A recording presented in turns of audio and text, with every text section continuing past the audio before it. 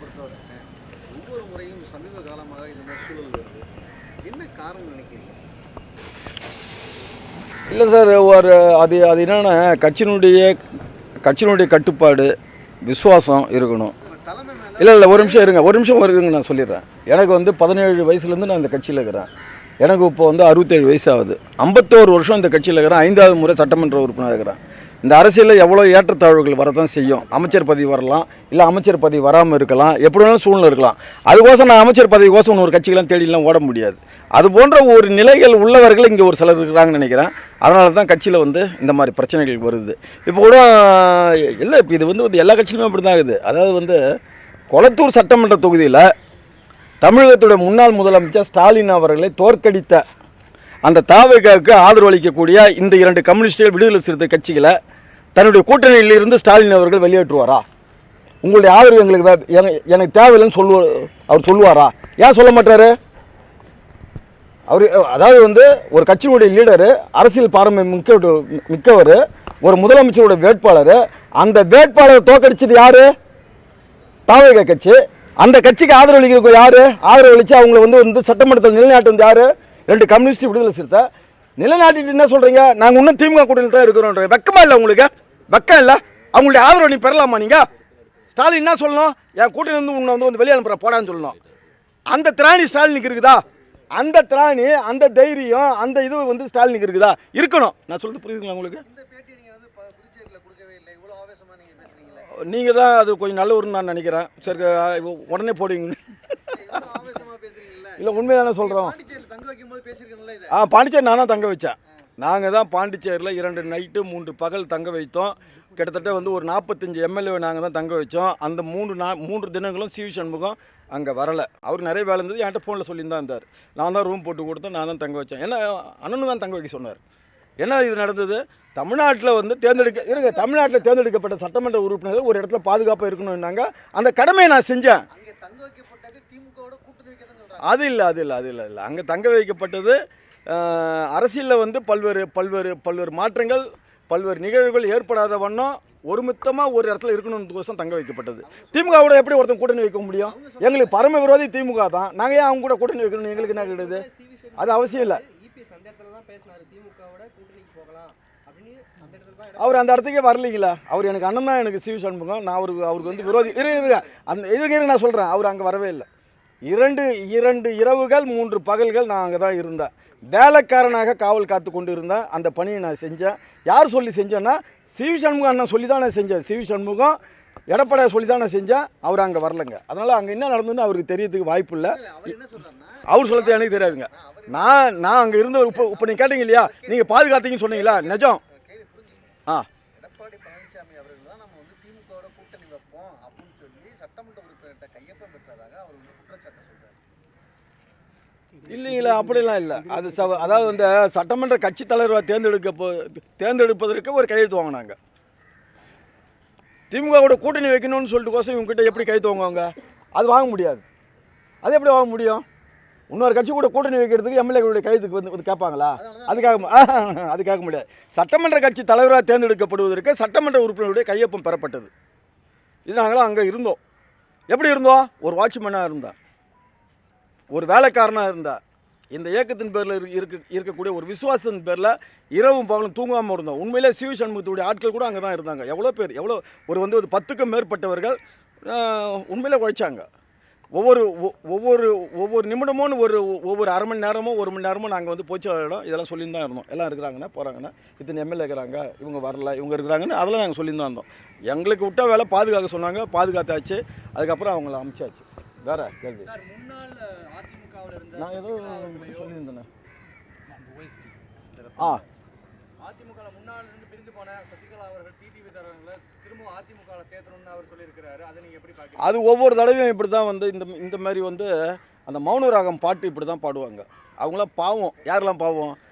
அவங்க சசிகலா ஆகட்டும், OS மணிமா, அவர் அண்ணன் இவராகட்டும், OPS இருக்கட்டும், டிடிவி தினகரன் ஆகட்டும், அவங்க என்ன இந்த கட்சியில் சேர மாட்டேன்னு சொல்கிறாங்க. நீங்கள் அவங்கள வெளியே தந்து யாருன்னு எல்லாருக்குமே தெரியும். அவங்களுடைய பேனரே இங்கே வைக்கக்கூடாதுன்னு சொன்னது யாருன்னு தெரியும். ஒரு பொதுக்குழுவில் யாரை நீக்கினாங்கன்னு தெரியும். எல்லாமே தெரியும். யார் அவங்களை சேர்க்க வேணான்னு சொல்லுது. நாளைக்கு கூட வரட்டும், நீங்களே கூட்டின்னு வாங்க, எல்லாருமே வாங்க. எங்களுடைய மாண்புமிகு எடப்பாடியார் தான் பொதுச் செயலாளர், அவர் சொல்கிறது தான் சட்டமன்றத்தினுடைய கட்சித் தலைவர்னு சொல்லிட்டு ஏற்றுங்க. எல்லாருமே வாங்கலாம், நல்லது தானே, நல்ல கருத்து தான் சொல்கிறாரு. நீங்க அழைப்பு கொடுக்குறீங்க எடப்பாடி சார்பாக, சசிகலாவுக்கு டிடிவிக்கு அழைப்பு கொடுக்குறீங்க. இல்லை, நான் அழைப்பு கொடுக்கல, அந்த அதிகாரம் எனக்கு இருக்குதான்னு தெரியல. வந்தாங்கன்னா வரவேற்போம், அவங்க சேர்த்துனாரும் நாங்கள் வந்து சந்தோஷப்படுவோம். இப்போ கூட தான் வந்து தமிழ்நாட்டில் வந்து முதலமைச்சரை வந்து விஜய் தேர்ந்தெடுக்கப்பட்டார். அவர் ஒரு பலகீனமான ஒரு ஆட்சியினுடைய முதலமைச்சராக இருக்கிறார். தனக்கும் இன்னும் நான் பேச முடியலையா? தனக்கு நம்பிக்கையான ஒரு வந்து ஓஎஸ்டியை போடுறார். 2 கட்சி வந்து எதிர்ப்பு தெரிவிக்கிறான். உடனே போட்ட ஓஎஸ்டியை நீ வந்து திரும்ப வந்து என்கிட்ட வாபஸ் வாங்குற. அப்போ அவ்வளோ ஒரு பலகீனமான முதலமைச்சர். என்ன பலகீனமான முதலமைச்சர்? மக்களுடைய செல்வாக்கு இருக்குதுன்னு சொன்னீங்க இல்லையா, ஆட்சியில் உட்காந்தீங்க இல்லையா? அப்போ ஆட்சி அதிகாரத்தை வந்து காப்பாற்றிக் கொள்வதற்காக 2-3 கட்சிகள் சொல்கிறாங்கன்னா அவங்களுடைய ஆதரவு நம்ம இழந்துட போகிறோம்னு சொல்லிட்டு கோசம் நீங்கள் போட்ட ஓஎஸ்டியை திரும்ப பெறுறீங்க. அப்போ எப்படிப்பட்ட முதலமைச்சர் நீங்கள்? அப்போ முதலமைச்சருக்கு எவ்வளோ ஒரு சுயநலம், எவ்வளோ ஒரு வந்து பதவி மேலே அப்படின்னு உங்களுக்கு ஆசை? என்னுடைய ஓஎஸ்டி எனக்கு நம்பிக்கையானதான் நான் போடுவேன், நீ யாரும் அதை எடுக்க சொல்லத்துக்கு? அதை சொல்லக்கூடிய தைரியமும் திராணியும் தாவேக்காவினுடைய முதலமைச்சராக இருக்கக்கூடிய விஜய்க்கு இருக்குதா? இல்லை. அதில் நாங்கள் பாடிச்சையிலேருந்து பார்க்குறோம். இன்னும் இவர் இவ்வளோ பலகீனமான முதலமைச்சர் ஆகிறாரு. ஓஎஸ்டினா யார்? தனக்கு நம்பிக்கை உருவுங்க, தண்ணி கேட்டால் தண்ணி கொடுக்கணும், வேறு எதனா விஷயங்களுக்கு வேணுன்னா அவர்கிட்ட தான் அவர் வந்து கலந்து பேச முடியும். அப்படியேப்பட்டவரை கூட நியமிக்கக்கூடிய தகுதி இல்லாத இருக்கிறார். அப்போது பதவி மேலே அவ்வளோ ஆசை. நீங்கள் வந்து உண்மையிலே வந்து நீங்கள் சொன்னீங்க தூய ஆட்சி கொடுப்போம், தூய இது கொடுப்போன்னு சொல்கிறீங்க. திமுக கூட்டணியில் இருக்கிற கட்சிகளை இணைத்து கொண்டு தூய ஆட்சி உங்களால் எப்படி கொடுக்க முடியும்? நீங்கள் அவங்களுடைய ஆதரவு வந்தது இல்லையா? கம்யூனிஸ்ட் ஆதரவு, விடுதலை சிறுத்தை ஆதரவு. அப்போ என்ன சொல்லணும்? நீங்கள் திமுகவுக்கு ஆதரவு இல்லைன்னு வாங்கன்னு சொல்லணும். நீ இம்மா நாள் பிரச்சாரத்தில் என்ன சொன்னீங்க? தீய சக்தி திமுகன்னு சொன்னீங்க. அவங்க கூட இன்னமும் அவங்க வந்து கூட்டணியில் தான் இருக்கிறாங்கன்னு சொல்கிறாங்க. அப்படிப்பட்ட நபர்களுடைய ஆதரவை வைத்துக்கொண்டு உங்களால் எப்படி வந்து ஒரு தூய ஆட்சி உங்களால் கொடுக்க முடியாது. அதே போல தான் இப்போ நாங்கள் சொல்கிறோம். அவர் வந்து விஜய் புதுசாக எம்எல்ஏ ஆகிறார், மந்திரி ஆகிறார், முதலமைச்சர் ஆகிறார். சந்தோஷம். நாங்கள் அதில் நாங்கள் வந்து குறுக்க நிற்கல. நீங்கள் பெரிய அரசியல்வாதி செய்யக்கூடிய தவறு செஞ்சு நிற்கிறீங்க. அதிமுக 2 உடைக்கணும்னு பார்க்குறீங்க, குதிரை பேரத்தில் ஈடுபடுறீங்க, 10-15 எம்எல்ஏக்கு வந்து ஆசை வார்த்தை காட்டுறீங்க, உங்களை அமைச்சர் ஆக்குறேன்னு சொல்கிறீங்க. ஏதோ வந்து நான் கூட பார்த்தா புஷ்பா மாடலில் வந்து சோபான ஏன் நீ ஏன் பாடிச்சையில் சொல்கிறேன்னு கேட்குறீங்க. சம்பவத்தை 2011 தேமுதிக வந்து 11 சட்டமன்ற அதிமுக வந்து கைப்பற்றினாங்க, அழைச்சிக்கிட்டாங்க. அதை எப்படி பார்க்குறீங்க? 2001 இப்போ நடக்கிற வந்து இந்த தேர்தலுக்கு பிறகு நடந்த தேர்தலுக்கு பிறகு நடந்த ஆட்சியை சொல்கிறோம் நாங்கள். அவர் இப்போ எங்கள் கட்சியிலேருந்து கொஞ்சம் பேர் ஆதரவு கொடுக்குறாங்க இல்லையா, அவங்களுக்கு ஒரே ஒரு வேண்டுகோள் என்னன்னா, இந்த பிரச்சாரத்தில் எங்கள் கட்சி அவர் என்ன சொன்னார்னா, விஜய் திமுகவும் எங்களுக்கு தான் போட்டி, இவங்களாம் மற்றவர்கள்லாம் இவரை பொறுத்த மட்டும் யார்? மற்றவர்கள்லாம் யார்? இந்த வெளியில் ஏதோ ஒன்று தூக்கி போடுவோங்க அந்த மாதிரி, இவங்களாம் மற்றவர். அப்போ அப்படிப்பட்ட மற்றவர்களுடைய ஆதரவை பெறத்துக்கு மட்டும் இந்த கட்சி உடையணும்னு ஆசைப்படுறேன்.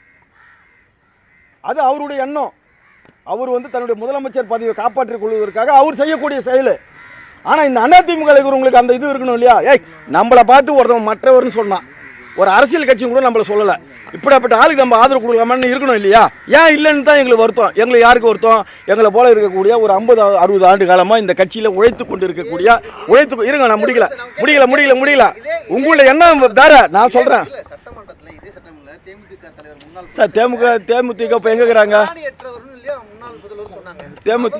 இல்லை, அது வந்து அவங்க கேட்க வேண்டிய கேள்வி. அந்த நேரத்தில் அது அவங்க வந்து ஏன் சொன்னாங்க, எதுக்கு சொன்னாங்க தெரியும். முடிச்சிக்கலாமா சார்? முடிச்சிக்கலாமா? வேற எதனா கேள்வி இதா? தொடர் அதிமுக தோல்வியினால இபிஎஸ் அவர்களுடைய தலைமை மீது ஒரு குற்றச்சாட்டு. அப்பெல்லாம் இல்லை சார், எந்த ஒரு அரசியல் கட்சியாக இருந்தாலும் எல்லா தேர்தலுமே வந்து ஏற்ற இருக்க தான் செய்யும். மாண்புமிகு புரட்சித்தலைவி அம்மா அவர்கள் 96 வெறும் 4 சீட்டு தான் நாங்கள் ஜெயிச்சோம். மறுபடியும் ஆட்சி கொண்டு வர முடியலையா? அதை மாதிரி அதிமுக என்பது ஒரு பீனிக்ஸ் பறவை. மாண்புமிகு எடப்பாடியார் அவர்களுடைய தலைமையில் மறு ஆட்சி தமிழகத்தில் நிச்சயமாக நிலைநாட்டப்படும். அதில் வந்து உங்களுக்கு எந்த விதமான சந்தேகமும் கிடையாது. கிட்டத்தட்ட 1.5 கோடி தொண்டர்கள் நிரம்பிய கட்சி. 1,22,22 லட்சம் பேர் அதிமுகவுடைய தலைமையை ஏற்று வாக்களித்துக்கிறாங்க. அவங்களுக்கோசம் நாங்கள் உழைச்சி கொண்டு இருக்கிறோம். எங்களுக்கு நிறைய வேலை இருக்குது, இந்த வேலை மட்டும் கிடையாது. இபிஎஸ் பொதுச் செயலாளராக ஏற்றுக்கொண்டு சசிகலா அவர்களும் டிடிவி தினகரனும் வந்தால் அதிமுக ஏற்றுக்கொண்டு இது நீங்கள் கேள்வி முதல்ல அவங்க கிட்ட கேட்கணும். இந்த கேள்வியை யார்கிட்ட கேட்கணும்? சசிகலா கிட்டையும் டிடிவி கிட்ட. இல்லை ஒரு நிமிஷம், அவங்க கிட்ட நீங்கள் வந்து இபிஎஸ் பொதுச் செயலாளர் ஏற்றுக்கிறீங்களா அப்படின்னு நீங்கள் கேட்ட பிறகு அவங்க என்ன பதில் சொல்கிறாங்களோ அதுக்கப்புறம் நான் திரும்ப இங்கே வருவேன். அப்போ இந்த கேள்வி நீங்கள் கேட்டிங்கன்னா நான் சொல்கிற பதில் உங்களுக்கு பொருத்தமாக இருக்கும். ஓகேவா?